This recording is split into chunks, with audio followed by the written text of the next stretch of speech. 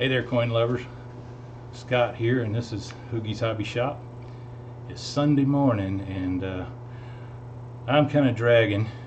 Last night I was up late with Mantic coins, as many of you were too, I know. The show ended just after 2 a.m. here on the East Coast, and it was a good time. Congratulations to Mantic coins, you guys are great, and we just keep on learning and always enjoy the show. And I had a good night on the games too last night. But we're here to take a look at a piece of wood that was sent up here to the hobby shop by Blockhead. You guys know Blockhead is Blockhead, and yeah, Blockhead sent a block, so you know that's a good thing. He asked me if I would make a pen for him, and he said the wood is called hedge apple. Hedge apple. I thought, what is hedge apple? I don't know. He asked me if I'd ever worked with hedge apple. I thought, well, I've worked with road apples, you know, cleaned them up and stuff. But hedge apple, I don't know. Other apple, yeah, I've worked with apple wood. Turned it at the lathe. It's nice and dense, and it's really good for turning. But hedge apple, I had to look up. And when the wood came in, I looked at it, and the first thing I thought was, well, it looks like Osage orange. Then I thought, it looks like canary wood. So I looked up hedge apple, and turns out hedge apple is scientifically known as Maclura pomifera.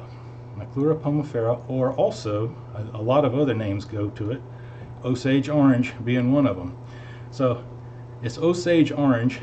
It grows in those trees grow in the Great Plains of the United States, all from, say, northeast Texas on up to Iowa and everywhere in between. It used to be prolific, and people grew it because it had spiny stems all over it. They could set them up in a hedge, make a hedge of these hedge apple trees, and keep their livestock contained on their land that way. But with the advent of barbed wire, the hedge apple kind of went out of style, and it's still around, but you don't see hedges of hedge apple very much at all anymore. You might see barbed wire all over the place.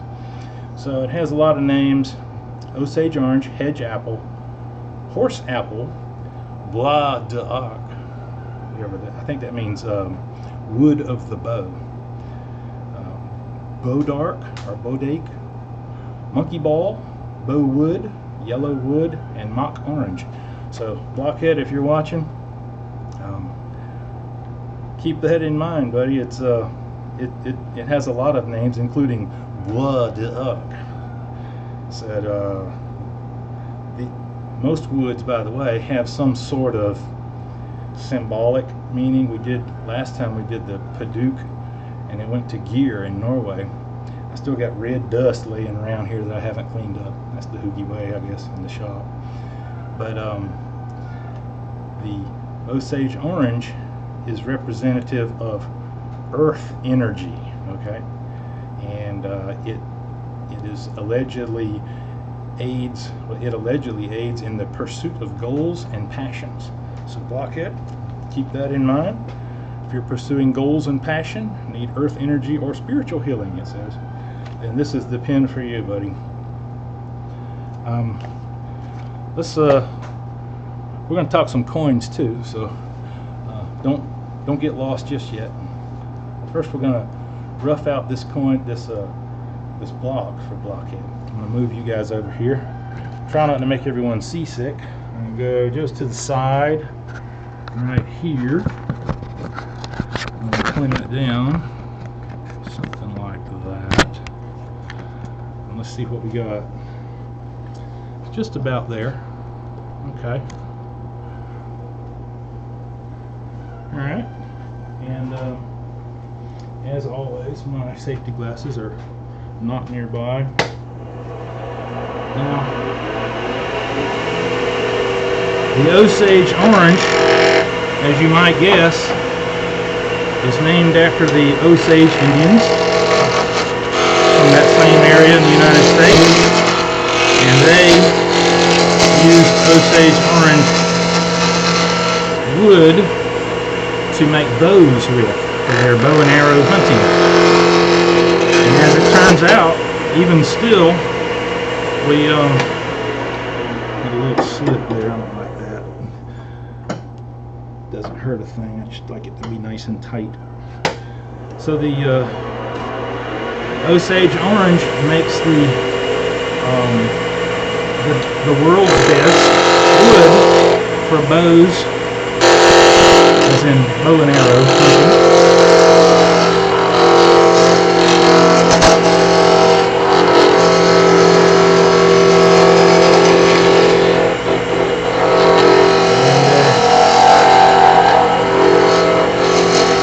Alright, so we got that one round.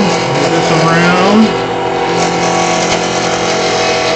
Using the spindle gouge here. Now,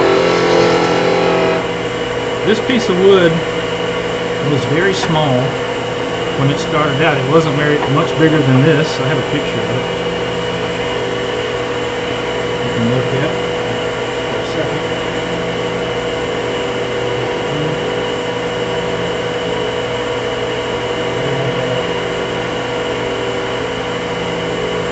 There, you can see it's only about 6 inches long, maybe a little less, and about 7/8 inches square. So it doesn't take much to make a pen. If it's as big as a pen, then that's big enough.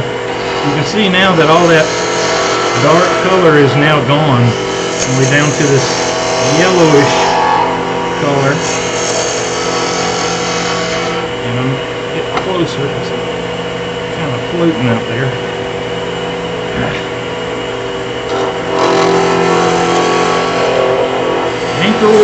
Anchor, bevel, cut. It is anchor, then the bevel of this, and then cut. That's the way we do it. Anchor, bevel, and then we raise up until it begins to cut. Right there. You don't need to raise any more than that.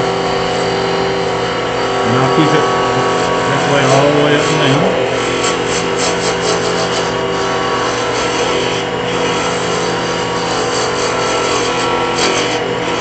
And once in a great while, the wood might have a crack in it or a defect, and it'll break, and it will be ruined. Which will be very sad, considering I don't have another piece of bois d'art from Blockhead. This one looked like it had been around a while. It was nice and dry, and oxidized to a real pretty brown color, brown and tan. And of course all the oxidation is gone now. We took it off. Very, very dense wood. Tough stuff. When out in the yard we have a piece of Osage orange. You can see how yellow it is from here. A piece of Osage orange. It's a sign that Mrs. Hoogie's parents had made with their last name made into it, and that thing is absolutely impervious to weather and bugs and everything. And I've had to move it a few times. It's like 4 times as heavy as it looks. They say this is a kind of a folk tale that the apples, if you will, from the hedge apple tree, they're about the size of a softball when they're ripe. They come about this time of year, September and October. They just fall off because they're too heavy. But those things they will repel bugs and termites and spiders and all that stuff. But as I understand it, that evidence is all anecdotal. It doesn't have any scientific backing yet at all. Even though it has been studied, they found that, maybe that's not it. But from what I see, with that big piece of Osage orange out in my yard, I wouldn't doubt it a bit, because the bugs won't touch it. not even spiders. There's one thing we have here at Hoogie House is spiders. We live right by the woods, and we have all kinds of wildlife.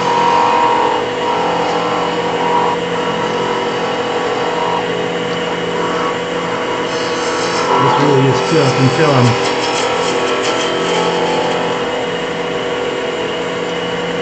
I've got to concentrate a little bit more. I'm going to drop that down a bit just to get a better angle.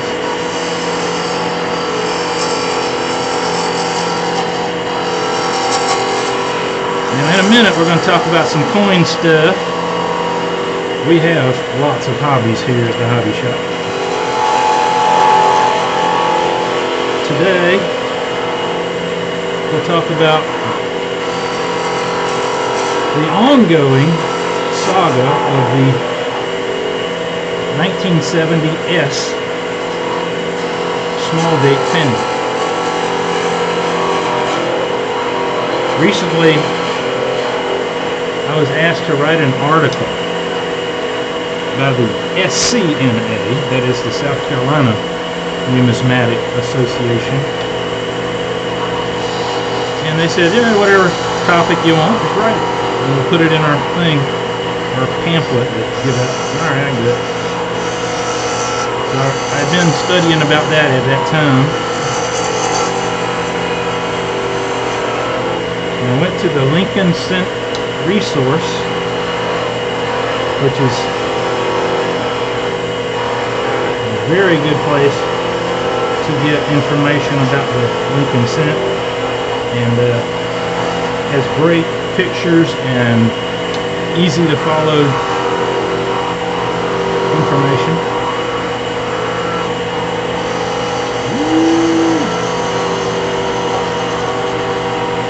That's tough stuff, man. Let's get a little bit closer and a little bit lower again. I don't want this to get caught and tear up the wood. I want to continue to lead into it and cut it.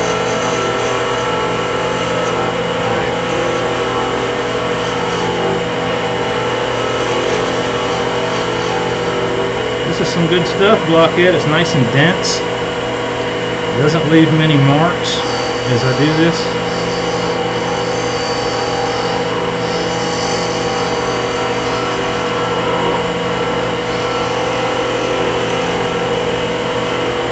A little bit tight down in there.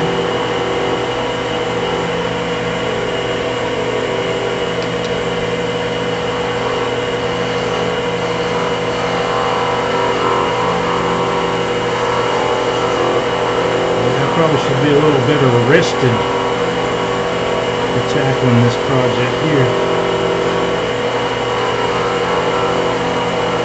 Look at how shiny these cuts right there are. Woo.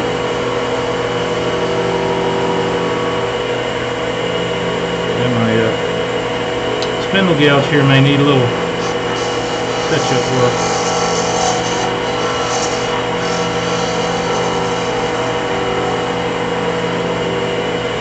The experts would use a skew. It looks just like a chisel with a slanted tip. They would use that on this thing.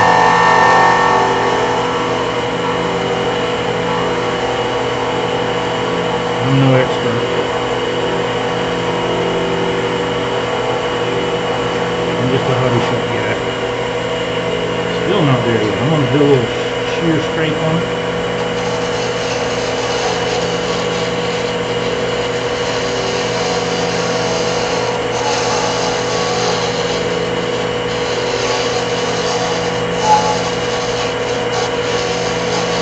Very light.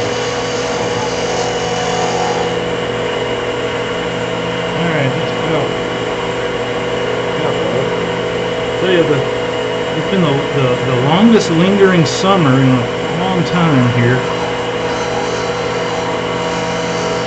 It's still really humid, and the temperatures have been in the 90s all the time in the afternoon.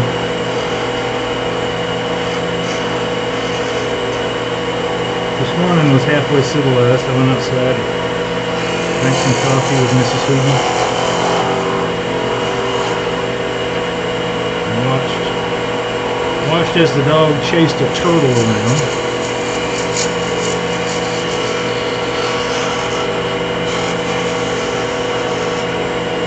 But it was like being in the mountains because it was so misty outside. All this humidity in the air makes it misty like this. We're getting there.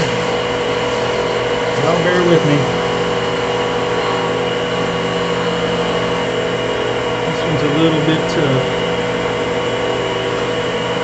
That'll go right there.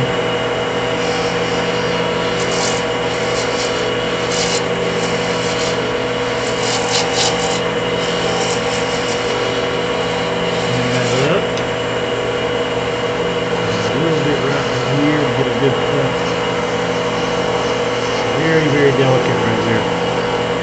It's super thin wood. That's why we like it to be so dense, so it won't come apart down here where the wood is really thin. I think we just about got what we want.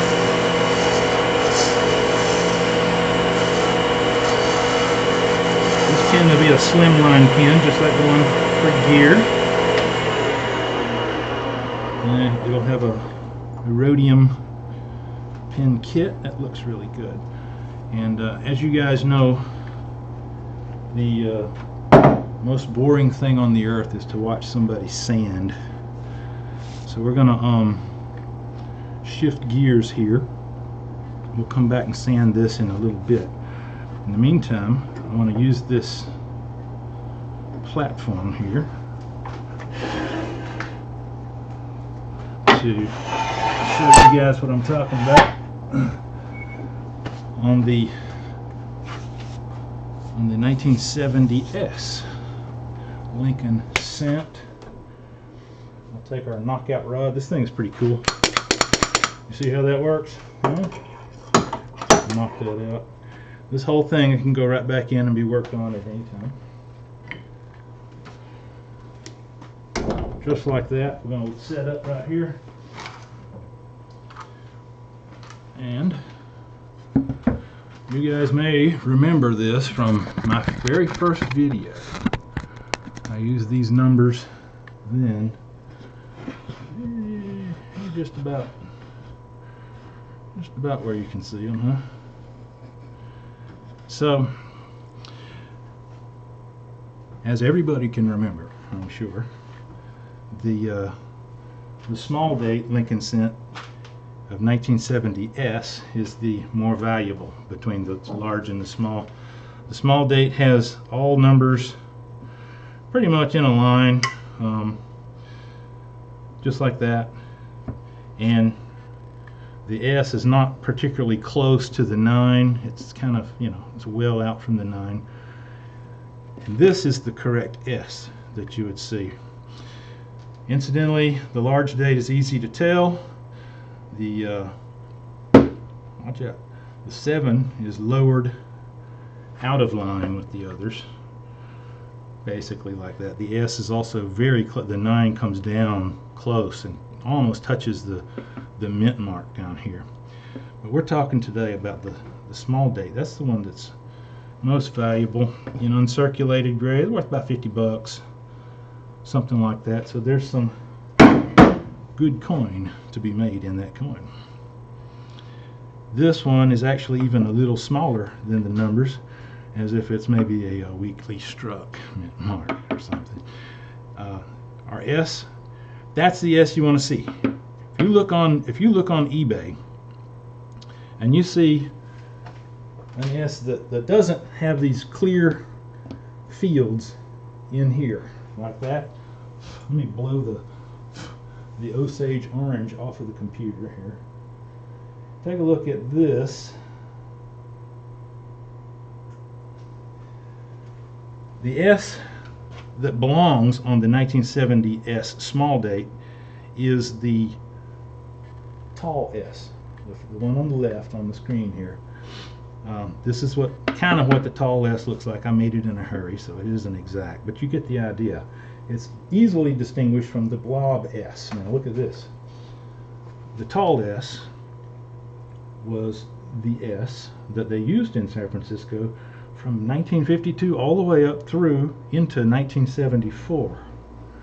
That's a long time. They used the exact same font, the design of the S right there, the tall S. And so all those 1970 S's should have the tall S. Well, it's harder to counterfeit these. Counterfeiters love to go the easy way. And so what they'll do is they'll find themselves a blob S, like on a 1974 business strike. They'll get that thing off of there. However they do it, I don't even know.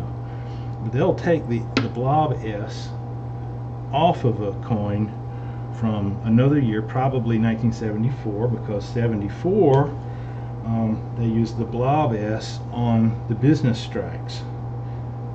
Well, they used them business strikes and the proof strikes.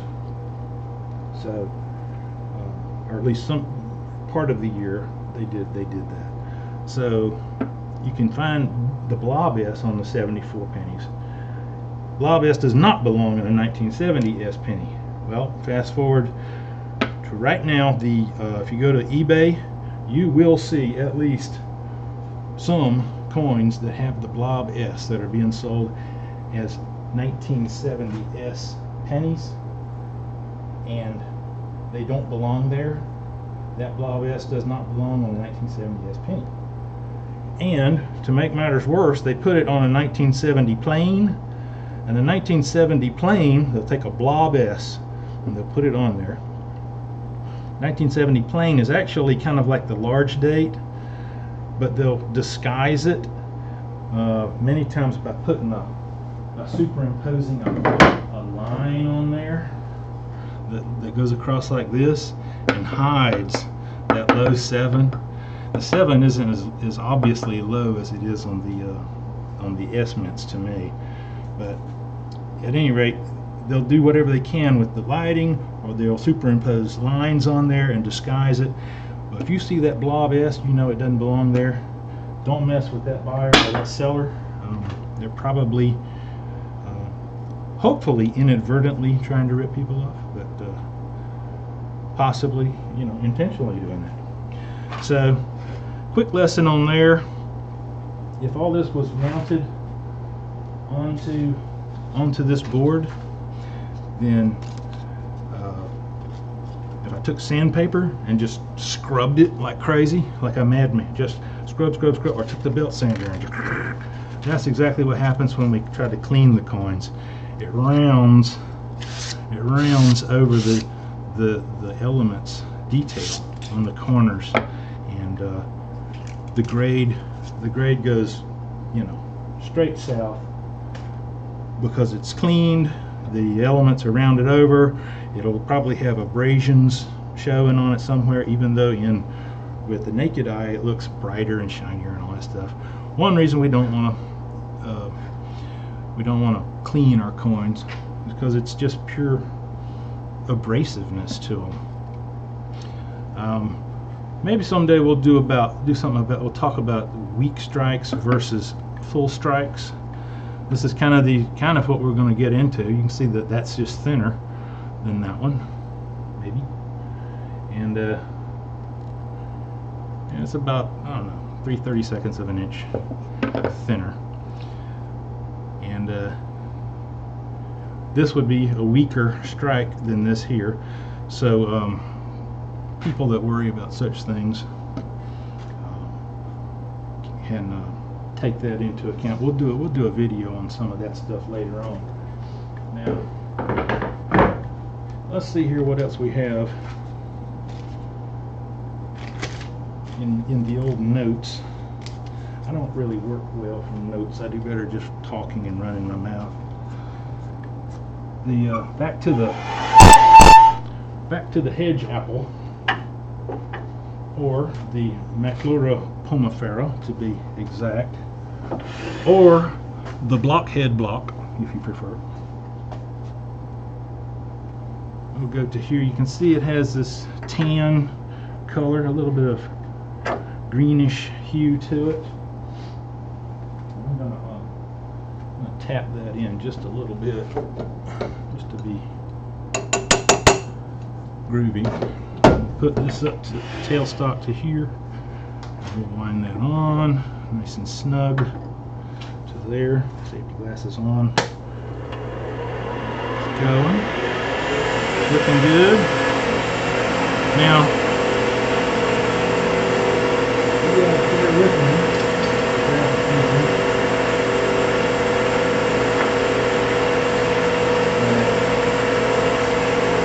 Little sandpaper. I'm going to start this one fairly coarse,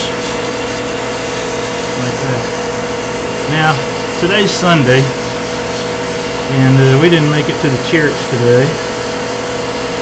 We had been going to that one church that meets in the hardware store. Well, it used to be the hardware store, now it's a church.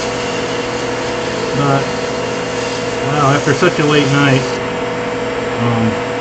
for me anyway, Mrs. Hoogie didn't make it to 2 o'clock in the morning. I am a Mantic-aholic, so I can help myself. That's looking pretty good there. Alright, I'm going to stop it over here with my left hand. There we go. And then I'm going to do some of that. I'm going to do this one kind of like an acrylic pen. Sometimes we do acrylic pens around here. They make all kinds of designs in the acrylics. Like there's one that looks like blue granite. There's one that's got swirls and stuff. Sometimes they have red, white, and blue, you know, patriotic stuff and all that. They make all kinds of designs. Some people make their own. I don't. I'm not that ambitious. I'm going to hit this just a little bit more with some paper because I'm going to get it a little bit snugger around the business end of the pen right here. Just a little bit more. That's better. Because I want this wood to be the exact same diameter as that bushing. Over time that bushing will decrease in diameter as I sand on it and everything. That's looking pretty good right there. It's good stuff. It's really dense wood. Man, I have not worked with Osage orange very much. Hedge apple, if you will. And sand from here. It's a little bit quick for this. A little bit quick for the sandpaper. We'll outrun the sandpaper if I get you guys. And get a good cut. Yeah, I don't really like that being in the way.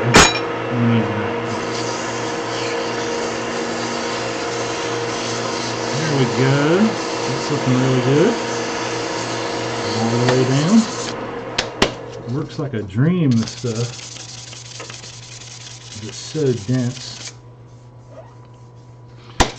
I got into wood turning one time. A friend of mine, he said, I'm going to Nigeria. You're going to Nigeria? Yeah. And I'm going to see the tribal chief in the region of Abak.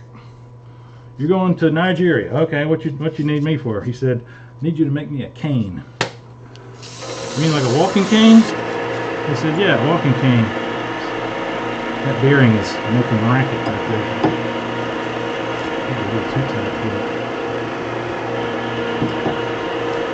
I got another one, but it'll work. He said when you go see the chief, you're supposed to take a gift. And the chief there, whose name was Abraham Idiong.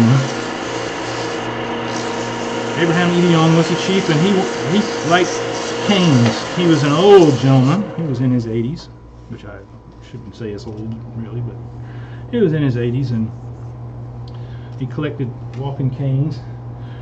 And so, and his son had told my friend this, and so off I go. I go to make up a cane. I didn't have a lathe. I didn't know how to use a lathe if I had one. This is a long time ago, back in the 90s. And by golly, I improvised using a big drill press and some coarse sandpaper and some routers and a little ingenuity, and by golly, and I made a hand carved handle for it that looked like a bird. And so you held the cane by the bird. It's like holding a bird in your hand, you know. And I put a collar underneath there and all that stuff, and it turned out really good. Made it so it could be taken apart and put into a suitcase or a box.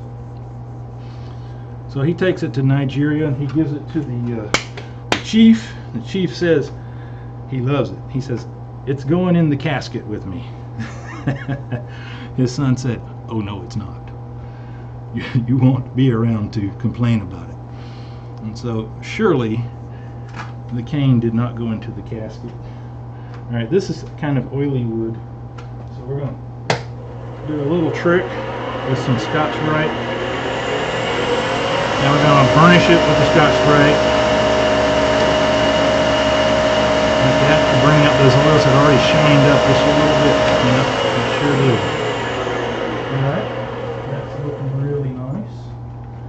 Now we're going to take what used to be a t-shirt. We're going to use a lot smaller piece of t-shirt than we did last time. That was just too exciting.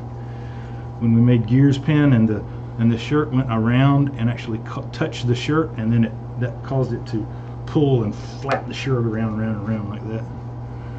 That was just unnecessarily exciting. I'm looking at it. I think we can go with what we got. By the way, special thanks to Ex-Wife 2 for this t-shirt. Wherever you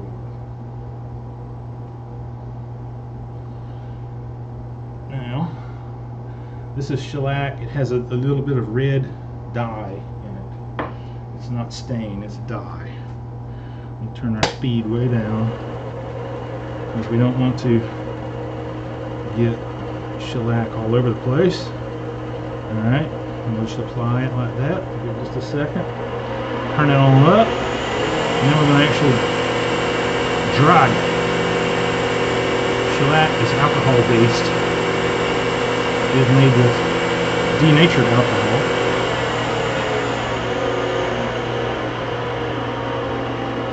Some of you more ambitious people may try to actually drink shellac. It will do nothing but make you sick. Alright, there's that. It's starting to set up, I can see. I'm gonna turn it up a little bit. I'm gonna get a little bit fresh. This is already drying a little bit on this rag. I'm gonna do a second coat like this. Just get it on there and drip on the lathe a little bit. Won't hurt anything. Alright, then we're gonna rub that at high speed.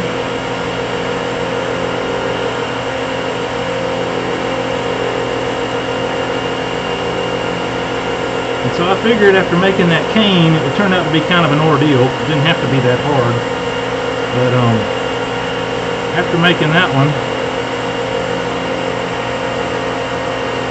yeah, this wood is so hard it's not really even soaking up the finish like most of it. That's cool.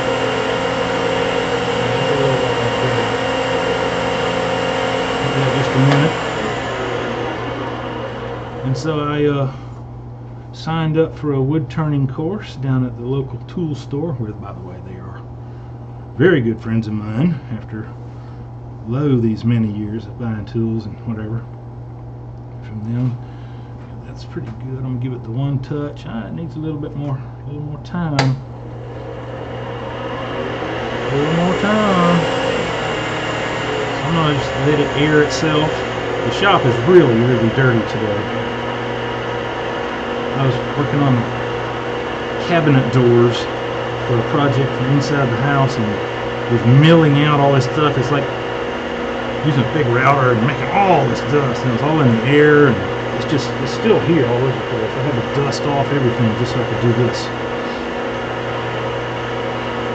Alright, our shellac here, by the way, it's hard to get it off. Little denatured alcohol will remove it real easily. Yeah, we're starting to set up pretty good there now. So, that being the case. By the way, Blockhead, this color This color will darken over time as it's exposed to ultraviolet light. It's not going to get any air on it, so it's not going to get as dark as it once was, but that is the true color of the wood. If you've ever seen a good bow and arrow bow, then that's probably the color that we're looking for right there. I'm going to put a little dark wax on it just to darken it a pinch. Take another piece of dirty shirt. I've been listening to my Johnny Cash CD. One time my old truck got broken into. My old house, it got broken into. Somebody broke the window and got into the truck, and they stole my son's coat and book bag and a little daggone bit of money that was in there, a little bit of change. And then in the morning, which was a Sunday, I discovered this broken window, and my neighbors' cars, some of them had been broken into also. Let's see what we got here. A little bit more wax on it. Some of their cars had been broken into also. And I was relieved to find that two things were not stolen from the truck. One of which was my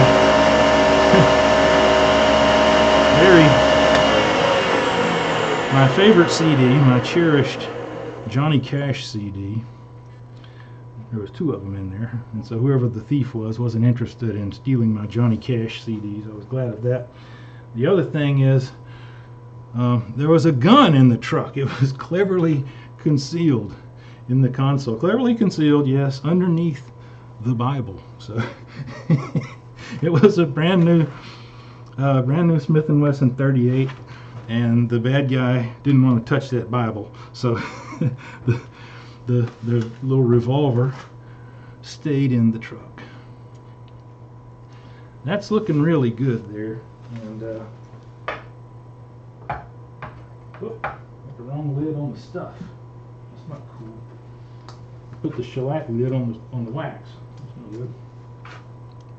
All right, we'll take just a dot of this really fine polish. Now this will wear off pretty quickly. We're gonna get that on there.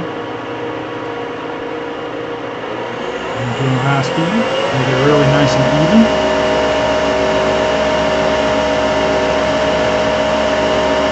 That's good. I'll let it run just for a minute. Let it kind of set up.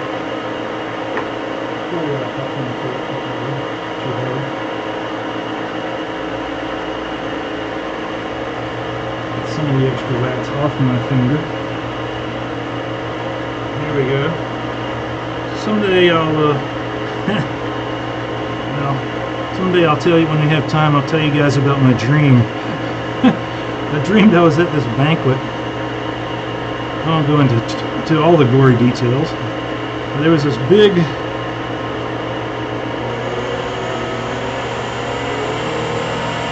banquet hall, and there was a huge reception there going on, and all the YouTube coin community was there.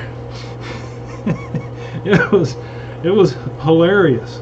As I think back on it, it was hilarious because I mean all the personalities that you guys know were there. Charlie Reiser was in the bathroom. I kid you not. He was doing a little discourse on Ben Franklin. Talking about Ben Franklin. He's sitting on the toilet in the bathroom talking about Ben Franklin. Talking about the Poor Richard's Almanac and all that stuff. And I won't tell you all the whole story because you might just lose your mind. Okay, Blockhead, it looks like we have gotten the parts together and the finish together. I'm gonna put this down halfway, close it up. That shellac will dry out hard. So if we got it, move tailstock, remove the screw. Do not lose the screw. We will not lose the little, what do you call them, collets, bushings. Call them bushings. Alright, this will come off. Lay it down, we'll stay safe. Not hit our filthy floor. This over here. Yeah, that was quite an event. It was a big catered function, that dream I had. Yeah. And Professor Peavy was there. He was bitching at the caterer. Yeah, he was bitching at the caterer about something. Where did I put? There it is. Folks, I still do work on elevators and little parts like that. You can be on top of the elevator and you'll put down that and maybe a screwdriver, and a few minutes later you're going, where'd I put it? Where'd I put it? And that's the way life is, or was. I don't do too much on the elevators anymore. Mostly somebody else does that stuff. Now I'm going to knock this on out of here with our knockout rod. You guys know how that works. There we go. And we'll put down a board. We'll review our little lesson here. There it is. And Meadowlark Lemon says, you got that? You got it? You got it? Good. And forget the whole thing. Go have some fun. Alright, this is called a pen press. It is a also works just like a nutcracker, a pecan cracker. Get my other little parts out of here, and they're all in little bags, of course. Okay. Well, there's a little cover on the end. Alright, we're living dangerously here, folks. We got all our little parts. I'm going to take these off, try to get some of the wax off my fingers. I'll put that there. And my little son, when he was little, he's not little anymore. He's like 6'4" now. But when he was little, he could open these little bags up and get these little parts out for me real easily. And he got a big kick out of helping Dad in the shop that way. He doesn't get that same thrill anymore. I don't know what that is. Okay, we'll start with the top of the pen, which will be this end up here. I guess this will make that the top. Yeah. No. We'll make that the top. We'll stand it up just like that. The top of the pen gets the clip and the little clip plug like thing.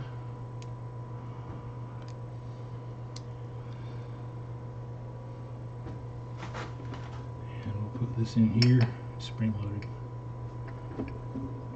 Smush it together just like this. Can you guys see that? Yeah, you don't see that.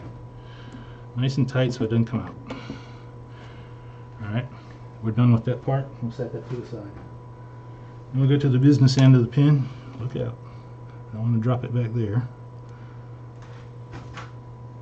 There's too many spiders. Maybe I should put a piece of that tiny scrap of Osage orange back there behind the lathe. Keep the spiders out of there.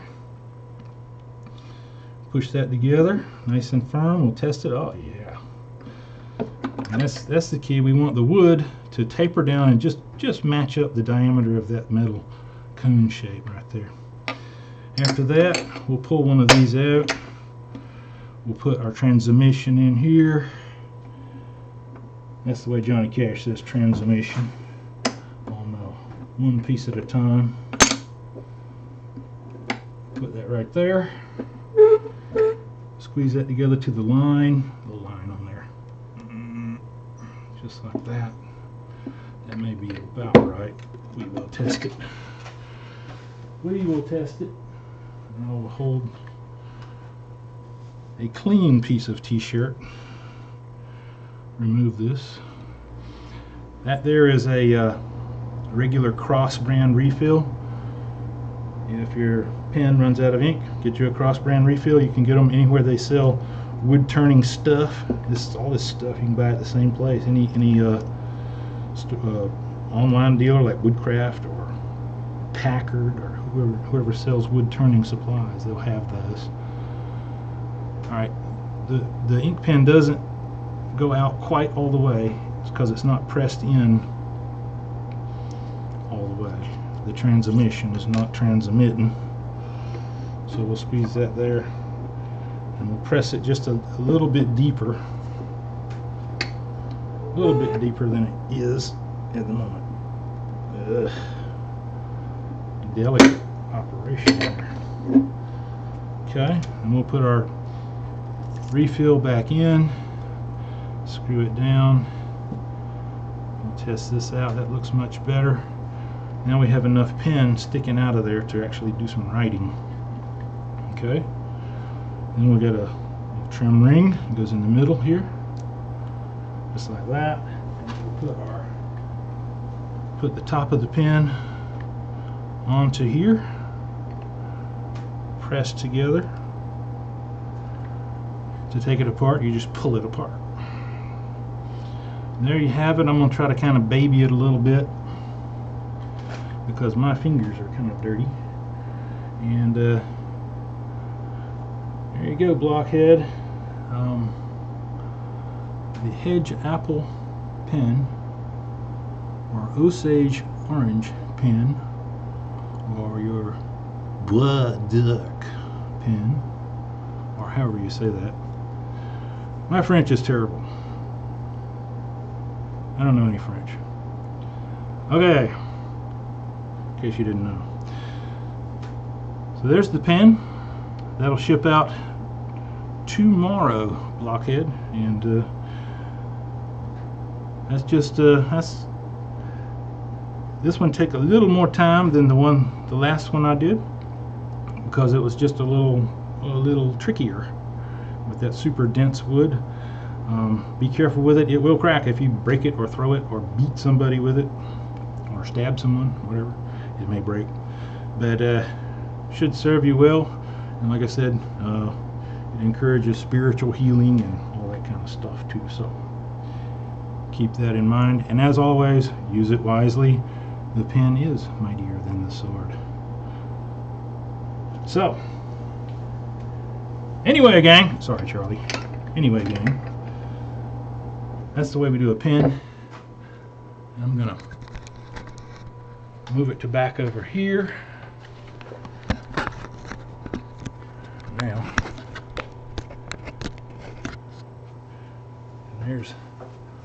there's me, and boy, yeah, I do look tired. But I hope you guys enjoyed the video.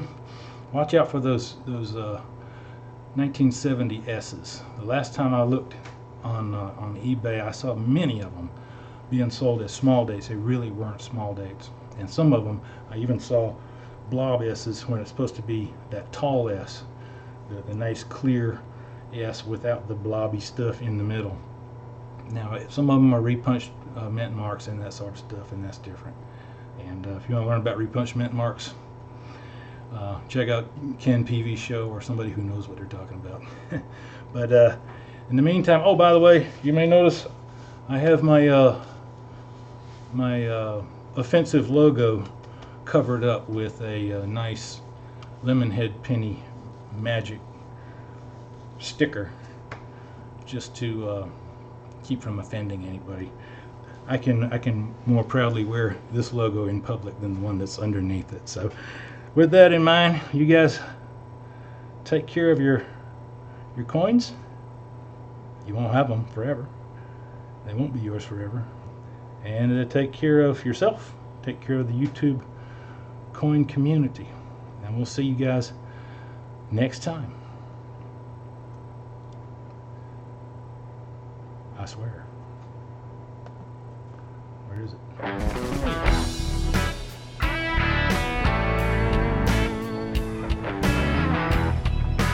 Now I'm turning the candle. And give me some cranberry juice.